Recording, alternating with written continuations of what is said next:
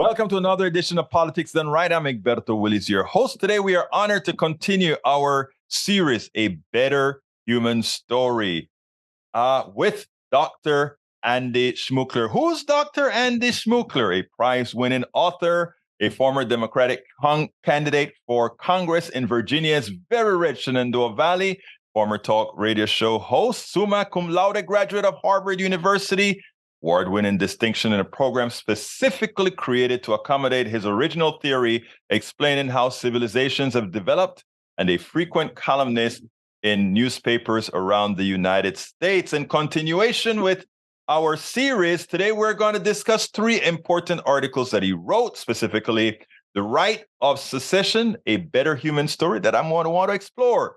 What was the Confederacy about? And the spirit that drove us to civil war is back. Dr. Schmookler, how are you doing today, my friend? I'm fine. You're fine. Well, anyhow, Dr. Schmookler, you wrote this piece called The Right of Secession. And I must admit that after reading it and after speaking to you for several weeks, my first thought was, you mean you really would have voted for, or if it were in your power, you would have allowed the South to secede? No, well, that's a weird place to start, but I know it's a weird place to start, but I think it. Well, I could have called the piece more accurately. I could have called it The Question of the Right of Secession, because my point in the article was that the South clearly behaved illegally, that it was a crime against the constitutional system to secede. Whether or not they had the right of secession, they definitely didn't have the right to assert it on their own. So it's an example of the lawlessness at the center of the whole thing. They would not abide by their constitutional requirement because the president said they had no right.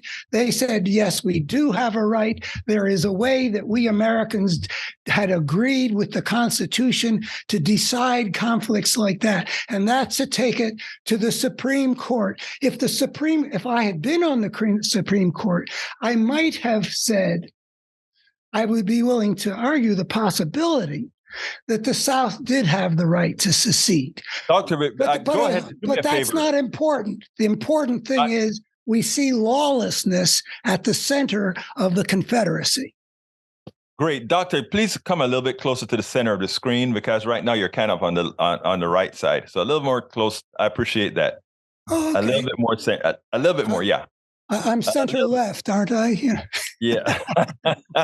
But anyway, let me first tell you, when I started by saying it surprised me, the intent of that statement wasn't to make the assumption that somehow you thought these guys were doing anything correctly. I just thought, again, that within the document, in 2 or 3 places where you said you may have allowed them to secede, based on how you think it was just a bit shocking to me. But you never came out. You never ever attempted to say that somehow the people from the South was in any correct good position. And please stay in the Let me just say, what I say about myself with respect to that issue is that when the Slovaks and the Czechs, not very many years ago, decided to dissolve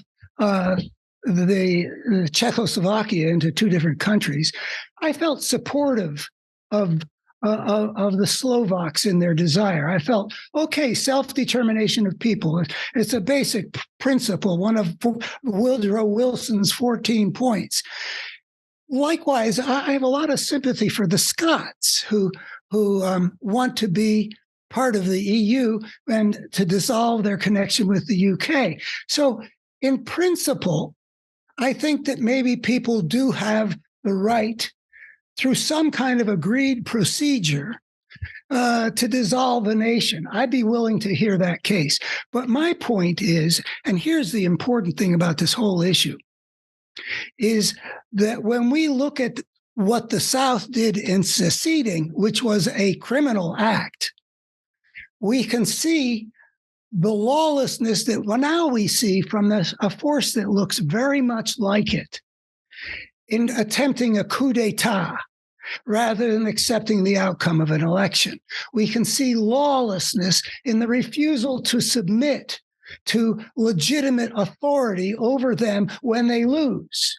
1860 and 2020, two elections in which something that looks like the same force refuses to accept, oh, we lost this election. In the one case, a whole region of the country votes to secede and say, we are not going to live under the authority of this president who is on the who opposes us. And here in 2020, we refuse to accept the legitimacy of a president who beat our guy fair and square. We're going to pretend that he stole the election. It is looking at the same thing, manifesting in somewhat different ways. And what I think is important to notice is you can have a coherent force that moves through the generations in a cultural system, so that by the time I wrote that piece in 2014, the Republican Party looked a whole lot to me like the slave power that I had studied in some depth, starting with teaching American history and then getting caught up into studying the 1850s. And I saw, I use the image of facial recognition technology. You know, the system, the observant system, sees something in the airport or whatever, the same face, and it's able to recognize, and it says, this is the same guy in this place as was in that place. And if you look at it, at the way human cultures work and how the forces evolve, the force that drove us to civil war was very closely paralleling the nature of the force of the Republican Party back in 2014 when I wrote this. Now, I will say that when Trump comes in, there's a different spirit. There are a lot of parallels, but it's not the same. Trump's spirit is not the same as the spirit of the slave power. It's not Robert E. Lee and Alexander Stevens and those. You know, he's a thug of a very different kind. These were gentlemen whose power and wealth was based on enslaving other people. That's a kind of thuggishness, but it's not Trump's kind.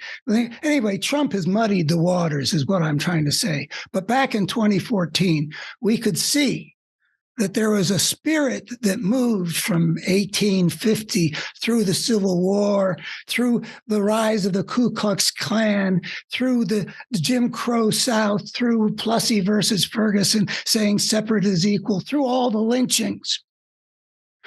We can see that spirit moving through the culture, being transmitted from generation to generation as an undercurrent or an overcurrent, you know, fighting Brown versus the board and refusing to integrate. We can see it moving through American culture.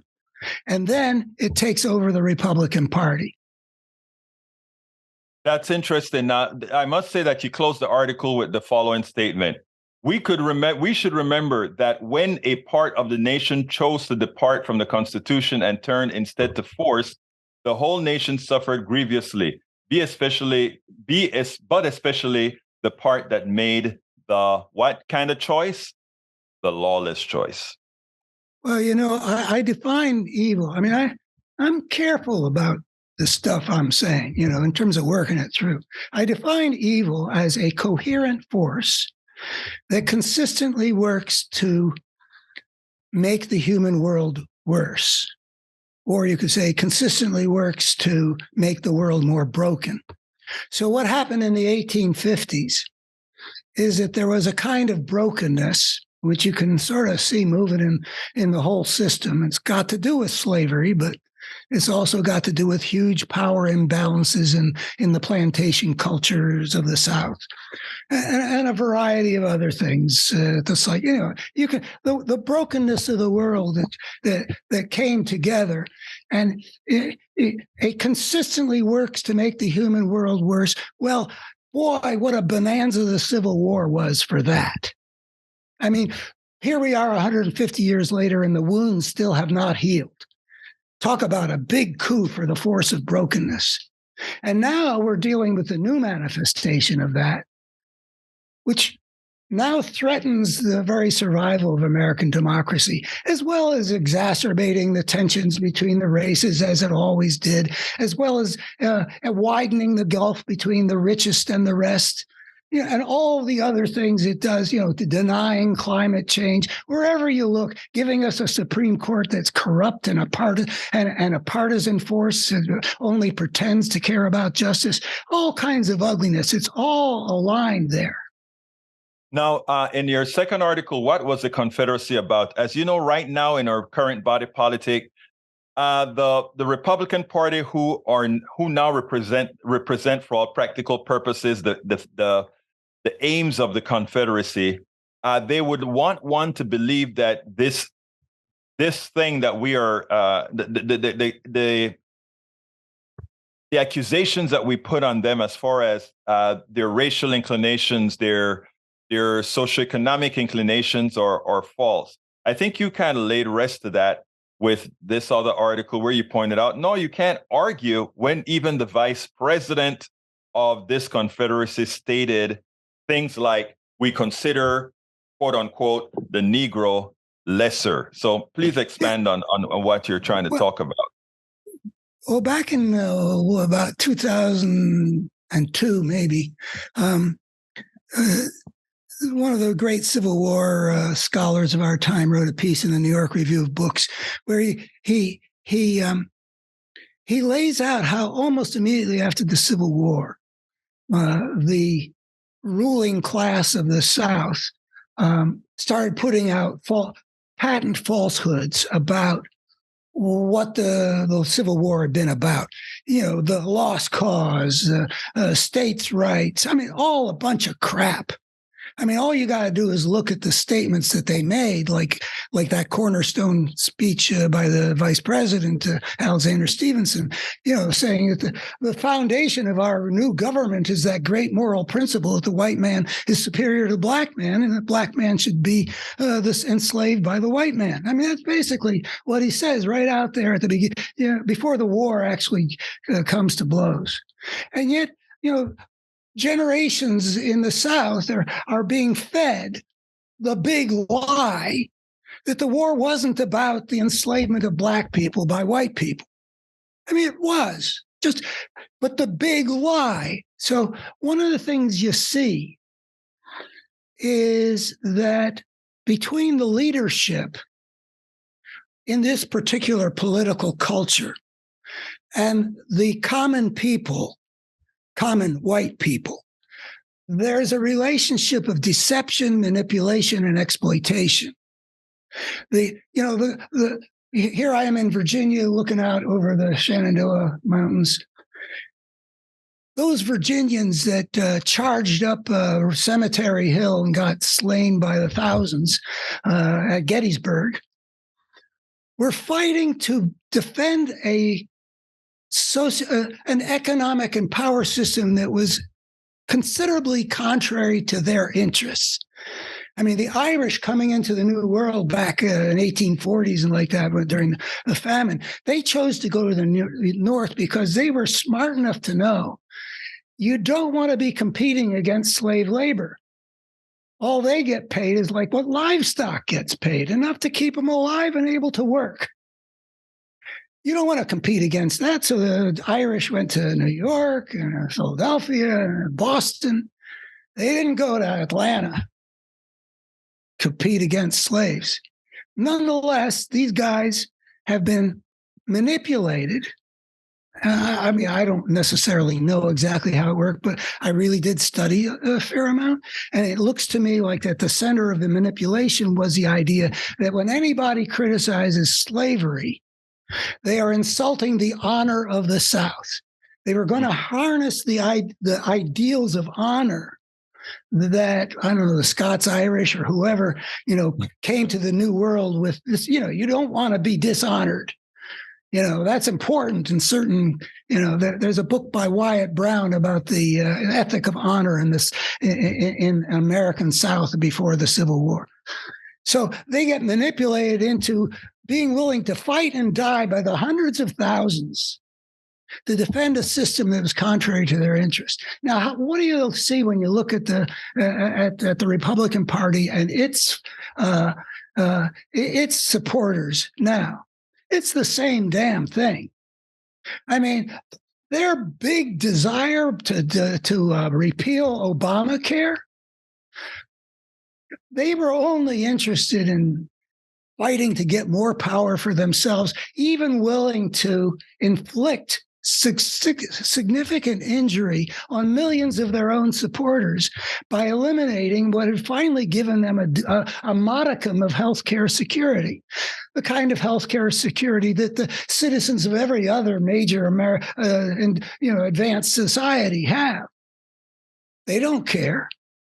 Just like the slaveholders didn't give a damn about the poor whites. There's a whole literature about how the rich in the South have manipulated the poor whites in the South. So you see these patterns moving through history, and I say there's a way here of seeing something you might want to call a force of evil, which moves through the human world. Go ahead. And I think this is a perfect tie-in to the last article, because where you talk about who really benefited from what the Confederacy did. And it sure as hell wasn't ultimately the average poor white person. Never did, never will, and it continues today. If we take a look at the rural areas here in Texas or around the country where most white people, or a large percentage of white people, still live, they're the ones losing hospitals because their red Republican government refused to accept the Medicaid expansion to the Affordable Care Act. And we can go policy after policy after policy that hurts them worse than it hurts the blue states. Well, if it doesn't hurt them worse, their position on climate change, just taking that one big issue, the children and grandchildren of red and blue alike are going to suffer the consequences of what the Republican Party does on that issue. Exactly. Now, the last story that or article that I think we merged together here to make this cohesive, a better human story, because again, understanding this does create that, is the spirit that drove us to civil war is back. And that's a dangerous article, because what you're actually saying from that article, or if one takes that article the next step, you'll say that we are on the edge of going either side. And when we talk about civil war, a lot of people say, we're not going to civil war. We're not necessarily talking about where a whole bunch of Republicans pick up arms and a whole bunch of Democrats pick up arms. There are many forms in which civil wars occur that has nothing to do with two armies going against each other. And if we ended up with an authoritarian regime, because the way the political battle played out in terms of who controls, say, the Justice Department. Before we go there, that is a battlefield which can result in a nonviolent transformation of a society because of a coup d'etat. Right, but Doc, I want to take your article in the way you wrote it, because I love the way you wrote it, and the way you wrote it, the way you wrote it was like, given those similarities. Now we're seeing this. And during the Civil War time, we saw this. Given that sort of a map, let's go over those. In both cases, we see an elite insisting on their liberty, by which they mean freedom to dominate. Yeah, well, I mean,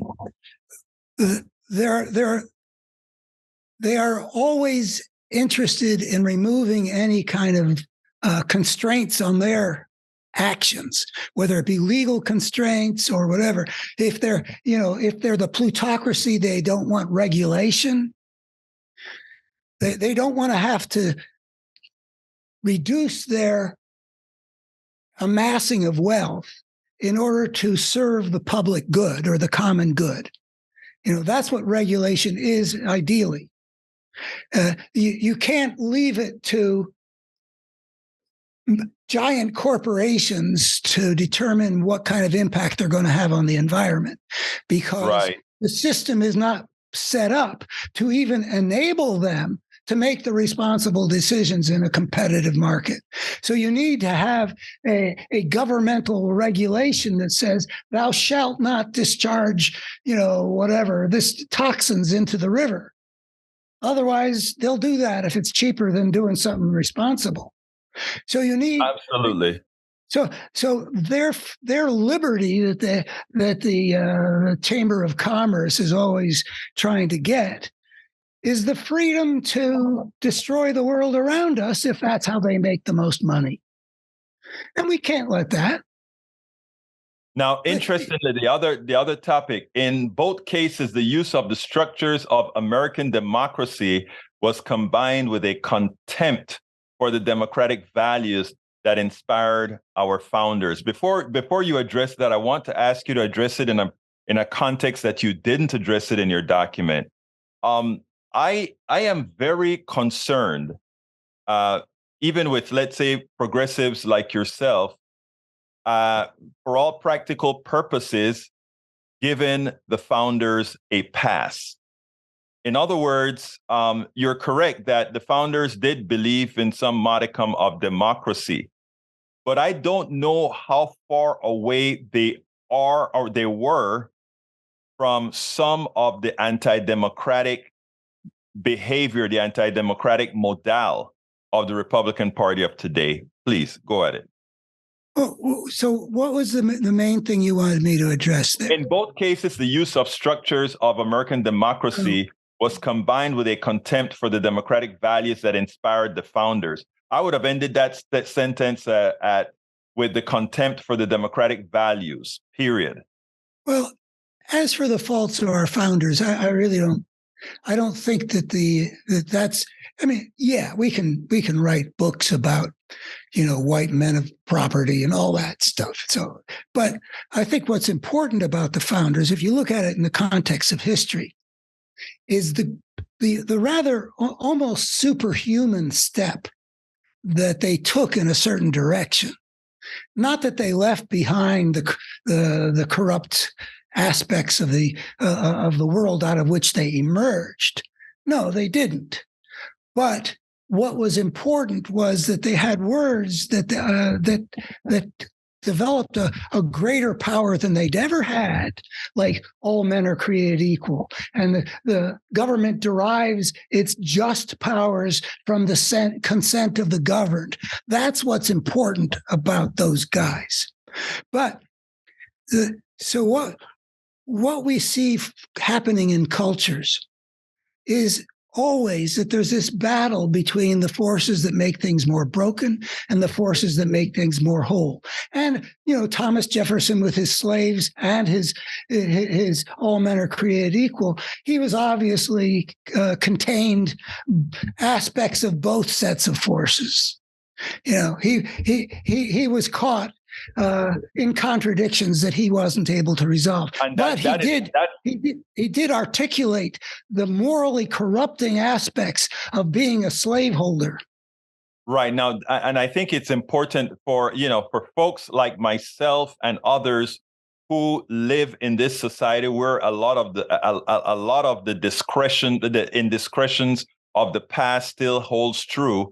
It is important for us to always, in my opinion, make note of that and not give the impression, the reason why that football player that knelt during the Star Spangled Banner, the reason why so many people felt comfortable to attack him was because they didn't know our history. They didn't realize that this third verse, I believe, of the Star Spangled Banner was about killing Black folks. They didn't know those things. So I think it's important for those of us who know that to see it articulated specifically from progressives on this issue. But let's move on to let me tie that in with the other thing about exploiting being undemocratic. in the South, after, say, 1830, the dominant elite started becoming increasingly defensive about the slave system, and they were not believers. They were happy with all the power that the constitutional system put in their hands, which is another thing. And the Constitution made those people the dominant factor in America up until the Civil War. That's another question. But they were those people did not. They were happy to reap the rewards of our democracy to the extent to which we had one.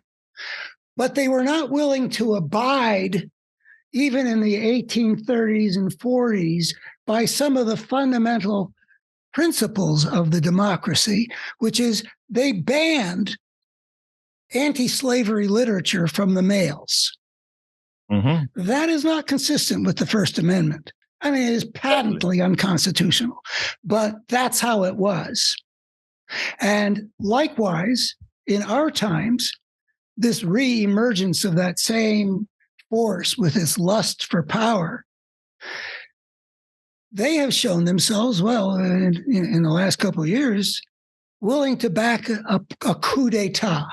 In 1916, when a given result makes their guy president, it's a legitimate election. But in 2020, when the other guy wins the election, to hell with that.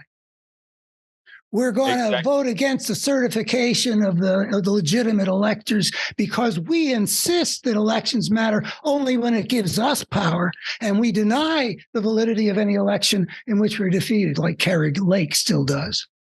Like the last point of your article, and we're kind of running up on time right now, it says, in both cases, the powerful elite in the grip of the destructive force refused to accept that in a democracy, kind of mimicking what you're talking about, in a democracy, sometimes you win, sometimes you lose, and sometimes you have to accept being governed by a duly elected president you don't like.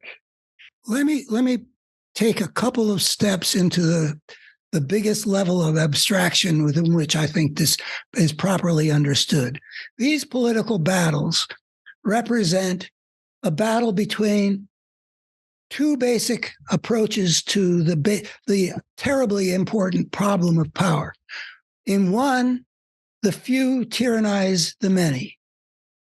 In the other, the few are empowered by the many to serve them. That is the fundamental thing. But even more fundamental than that, when we see these kinds of forces, one of which leads to corruption and exploitation and human suffering, and one of which leads to the possibilities for a decent life lived where problems are dealt with non-violently and people are not plagued by the wars that stain human history for thousands of years. We actually are looking at one dimension of a clash between two coherent forces, one of which makes the human world better, one of which makes the human world worse, and the two of which interact in a way which aligns quite remarkably closely with what has traditionally been understood as the battle between good and evil. You can give it other names, but there are two coherent forces. They can be seen. One of the manifestations of that coherence is the way something like the spirit that drove us to civil war can survive a century and a half, gradually keeping itself alive in the interstices of the culture, and then finding a way to converge and take over a major component of the American power system, just like it did in the 1850s and leading to the Civil War. Dr. Andy Schmookler, thank you so kindly for that. We'll continue with our series. The next one, folks, gonna be good. we spend a lot of time deconstructing the news, trying to parse it into a form that everybody can understand. We try to find those little nitpicks where it flies above the fray, etc.